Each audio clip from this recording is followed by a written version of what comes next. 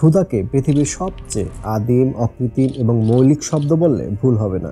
ক্ষুধা এমন এক অনুভূতি যার সঙ্গে কোনো শব্দের তুলনা হয় না। দুঃখ, কষ্টের তীব্রতা যত বেশিই হোক না কেন, ক্ষুধা একসময় মাথাচাড়া দিয়ে উঠবেই। ধনবানদের শখ করে দু একবেলা না খেয়ে থাকা আর খাদ্যের অভাবে খেতে না পারা এক বিষয় নয়। ক্ষুধার জ্বালা বড় জ্বালা। একটা গল্প দিয়ে শুরু করা যাক। ঠিক গল্প না, নিখাত বাস্তবতা।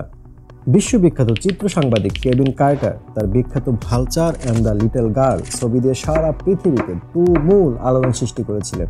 1994 সালের সুদানের দুর্ভিক্ষপীড়িত এক শিশু 1 কিলোমিটার দূরের জাতিসংঘের খাদ্য বিতরণ কেন্দ্রের দিকে গুটি সুটি মেরে আগাতে চেষ্টা করছে, কিন্তু কোনোভাবেই সে আগাতে পারছে না।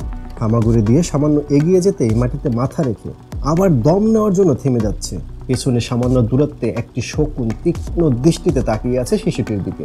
শকুনটি অপেক্ষা করছে কখন শিশুটি মারা যাবে আর কখন সে তাকে খুবলে খাবে। দৃশ্যটি সহ্য করতে না পেরে কেভিন কার্টার ছবিটি তুলে সেখান থেকে চলে গিয়েছিলেন। পরে শিশুটির ভাগ্যে কি ঘটেছিল তা জানা যায়নি, তবে এটি জানা যায় 3 মাস পর প্রচণ্ড মানসিক বিষণ্ণতার কারণে কেভিন কার্টার তার নিজ গাড়ির মধ্যে আত্মহত্যা করেছিলেন। বন্ধুরা, বিশ্বের অন্যান্য দারিদ্র দেশের মতো আমাদের দেশেও হরহামেশা চোখে পড়ে রাস্তা বা ডাস্টবিন থেকে আবর্জনা কুড়িয়ে খাচ্ছে অসংখ্য শিশু। আমরা এসব দেখি কিন্তু খুব একটা গুরুত্ব দেই না। আমরা নিয়তির ওপর প্রচণ্ড বিশ্বাসী বলে সব মর্মান্তিক দৃশ্য বা ঘটনাকে স্বাভাবিক প্রক্রিয়া হিসেবে মেনে নিই। কিন্তু এমন তো হওয়ার কথা ছিল না। কেন এত অল্প বয়সের অবশ শিশু রাস্তা বা ডাস্টবিন থেকে খাবারের নামে আবর্জনা কুড়িয়ে খাবে? এই বয়সে একটি শিশুর থাকার কথা ছিল তার মা বাবার কোলে। মা বাবার আদর, যত্ন আর ভালোবাসায় তার কচি মনটি ভরে ওঠার কথা। সেজে গুজে টিফিন বক্স ব্যাগে পুরে স্কুলে যাবার কথা। তার বাড়ন্ত শরীরে প্রয়োজন ছিল নানান পুষ্টিকর খাবার। এরা এসব সুযোগ সুবিধা, আদর যত্ন থেকে সম্পূর্ণ বঞ্চিত। এরা খেয়ে না খেয়ে ক্ষুধার জ্বালায় পরিত্যক্ত খাবার খেয়ে হয়তো কোনো রকম বেঁচে যাচ্ছে, না হয় নীরবে নিভৃতে মরে যাচ্ছে। বিশ্ব স্বাস্থ্য সংস্থার মতে বিশ্বের 1/3 মানুষ ক্ষুধার্ত। প্রতি বছর 1,50,00,000 শিশু মারা যায় ক্ষুধার্ত অবস্থায়। প্রতি 3.6 সেকেন্ডে কোনো একজন মারা যায় ক্ষুধার তাড়নায়। আমাদের উপমহাদেশ ও আফ্রিকায় বিশ্বের 2/3 ক্ষুধার্ত মানুষের বসবাস। 90-এর দশকে সারা পৃথিবীতে 10 কোটির বেশি শিশু ক্ষুধার কারণে মৃত্যুবরণ করেছিল। আপনি যখন এই ভিডিওটি দেখছেন তখন কম করে হলো 200 জন মানুষ ক্ষুধার কারণে মারা যাবে এবং বছরান্তে এই সংখ্যা দাঁড়াবে 40 লাখে। ভাবা যায়? বিশ্বব্যাংকের এক পরিসংখ্যানে বলা হয়েছে পৃথিবীতে প্রায় 100 কোটি মানুষ অপুষ্টিতে ভোগে। অপুষ্টিতে আক্রান্ত এসব মানুষের 80% শিশু ও মহিলা।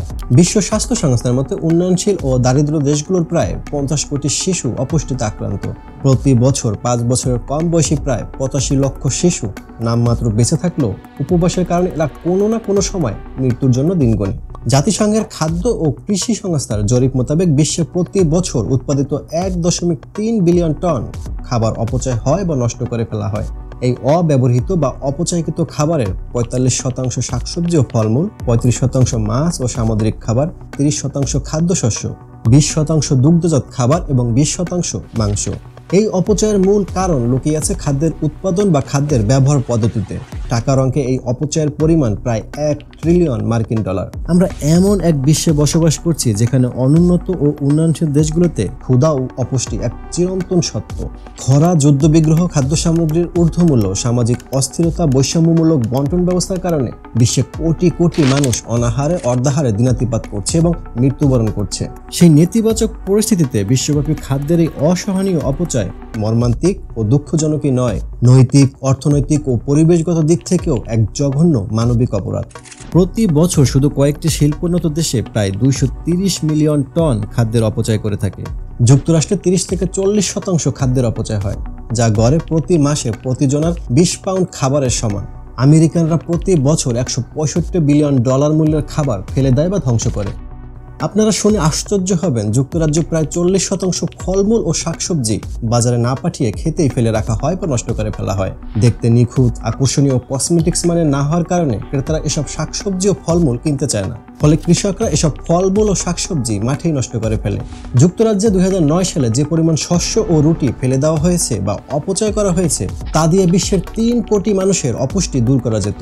বিশ্বে প্রতিদিন প্রতিজনের জন্য 4600 কিলোক্যালোরি সমপরিমাণ ফসল ফলানো হয়, কিন্তু গড়ে তার অর্ধেকেরও কম ব্যবহৃত হয় বা খাওয়া হয়।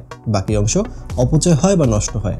শুধুমাত্র সঠিক আকার আকৃতির হয় না বলে ইউরোপে যত মাছ ধরা হয় তার 40 থেকে 60% ফেলে দেওয়া হয় বা নষ্ট করা হয়। জাতিসংঘের খাদ্য ও কৃষি সংস্থার হিসাব মোতাবেক বিশ্বে যে পরিমাণ খাবারের অপচয় হয় তা দিয়ে 300 কোটি অভুক্ত মানুষের খাবারের সংস্থান করার পরও উদ্বৃত্ত খাবার দিয়ে বিশ্বের দারিদ্র দেশের মানুষের 130% পুষ্টি চাহিদা পূরণ করা সম্ভব। জাতিসংঘের খাদ্য ও কৃষি সংস্থার অন্য এক হিসাব মতে বিশ্বের উৎপাদনশীল জমিতে প্রতি বছর যে পরিমাণ খাবার পরিত্যক্ত হয় বা নষ্ট করা হয় তাতে 3.3 বিলিয়ন টন গ্রিনহাউস গ্যাস উৎপন্ন হয়। নষ্ট হয় 1.3 বিলিয়ন হেক্টর জমি, যা বিশ্বের ফসল উৎপাদনযোগ্য জমির পরিমাণের প্রায় 28%।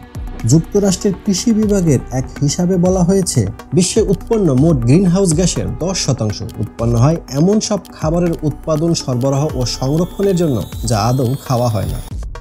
2050 সাল নাগাদ বিশ্বে মোট লোকসংখ্যা দাঁড়াবে প্রায় 9.6 বিলিয়ন, অর্থাৎ 960 কোটি। এর মধ্যে বেশিরভাগ মানুষ আসবে অনুন্নত ও উন্নয়নশীল দেশগুলো থেকে, এবং অনুন্নত ও উন্নয়নশীল দেশগুলোর ক্রমবর্ধমান লোকসংখ্যার অর্ধেক আসবে শুধু আফ্রিকা থেকে। জনসংখ্যা বিশেষজ্ঞরা ভেবে কুল পাচ্ছে না এসব মানুষের খাবারের সংস্থান হবে কিভাবে। জাতিসংঘের মতে এই সমস্যা সমাধানের জন্য বাড়তি খাদ্য উৎপাদনের দরকার হবে না। বিশ্বব্যাপী খাবারের যে অপচয় হয় তা রোধ করা গেলে এবং সুষম বন্টনের ব্যবস্থা করা গেলে বিশ্বের কাউকেই না খেয়ে থাকতে হবে না। বাংলাদেশ এখন মধ্যম আয়ের দেশ হতে চলেছে বলে দাবি করা হয়, তারপরও দেশের লাখো মানুষ প্রতিনিয়ত অনাহারে অর্ধাহারে কাটায়। বাংলাদেশে খাবারের অপচয় নেহাত কম নয়। বিভিন্ন পার্টি, সামাজিক অনুষ্ঠান, বিয়ে শাদী, হোটেল, রেস্তোরাঁ, ধনবানদের হাজার হাজার লোকের মেজবান খাওয়ানোর আয়োজনে গেলে অপচয়ের মাত্রা হারে হারে টের পাওয়া যায়। দৈনন্দিন জীবনে আমরা অনেক অপচয় করি। সকালের নাস্তা, দুপুরে বা রাতের খাবারের টেবিলে আমরা কত খাবার নষ্ট করি। বিয়ে শাদী, সামাজিক ও রাষ্ট্রীয় অনুষ্ঠানে খাবার দাবারের যে হারে অপচয় হয় তা নিয়ে আমাদের গভীরভাবে ভাবা উচিত। এক শ্রেণীর মানুষ সম্পদের পাহাড় গড়ে তুলেছে, লাখো কোটি টাকা ও খাবার দাবারের অপচয়ের মাধ্যমে আরাম, আয়েশ ও বিলাসিতায় দিন কাটাচ্ছে, আর একই সমাজ ব্যবস্থায় ক্ষুধার জ্বালা সইতে না পেরে আত্মহত্যা করছে। আমরা যে হারে খাবার দাবারের অপচয় করি তাতে হাজার হাজার জীবন রক্ষা পেতে পারে। অপচয় রোধের কোনো ম্যাজিক্যাল ফর্মুলা নেই, এটি সম্পূর্ণ সহমর্মিতা ও উপলব্ধির ব্যাপার। হয়তো তা ব্যক্তিগত নতুবা সমষ্টিগত, তবে পারিবারিক, সামাজিক ও রাষ্ট্রীয় ব্যবস্থাপনায় অপচয় রোধে গুরুত্বপূর্ণ ভূমিকা রাখতে পারে। মানবিক গুণাবলীর অধিকারী কোনো মানুষের পক্ষে অনিয়ন্ত্রিত ও বেপরোয়া জীবনযাপন সম্ভব নয়। যে কোনো ধরনের অপচয় বা অপব্যবহার শুধু অনৈতিক নয়, অমার্জনীয় অপরাধও বটে।